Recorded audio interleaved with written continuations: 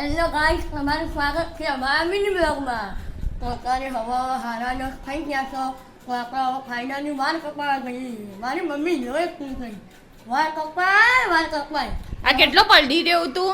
એ હવે વાળ કપાવા ગઈ. રમતો આવ્યો વાળ કપાવા. આગળ રમતા બોલાય નહીં મને. તું તો ના જાવ, કાલથી સ્કૂલ જવાનું હોય તો પછી ક્યારે ટાઈમ મળે વાળ કપાવાનું? નાવું સ્કૂલ થોડું જવાય. એવું? જો હેડો મસ્ત કપાઈ નાખ.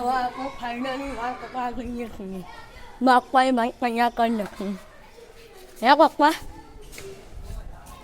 વાળ કપાવા ગઈએ ને કરો ચાલુ ભાઈ. તો કપાવાનું હા એસી વાળામાં સાદામાં એ સિવાયમાં કપાઈએ. પૂછી લે. એ સિવાય કપાવાની કે મામી પૈસા લેતો હોય ને આપણા ઘરમાં બેહીને જ કાપી દે. એ સિવાય કપા ગયું મૂકો. પછી આમી કાપી દે તો એસી ચાલુ કરવું ફાઇનલી વાત કરવા આવી ગયા છીએ. કેવા કપાવાના વન સાઈડ કપાઈએ. ટુ સાઈડ હું સાઈડ હા હું સાઈડ કપાવાના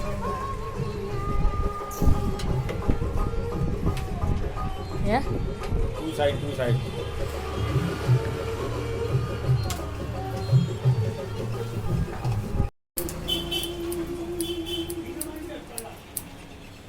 હવે બાલ કપાઈ તૈયાર થાય સ્કૂલમાં જવા માટે.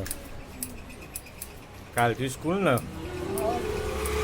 કાલથી તો જવું જ પડશે. હવે 2 દાંત તો રજા પાડી સ્કૂલમાં જવાની તૈયારીઓ. હવે બાલ કપાઈને હેન્ડસમ બોય બની.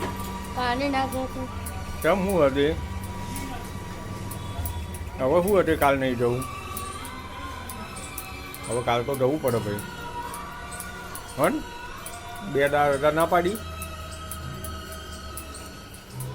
હે 2 દાંત રજા પાડી ભાઈ તો જોર આવે સ્કૂલ જતો વિચારો. આરામ કરવો હોય, ઘેર મસ્તી કાઢવી અને ગેમો રમવી મોબાઈલમાં.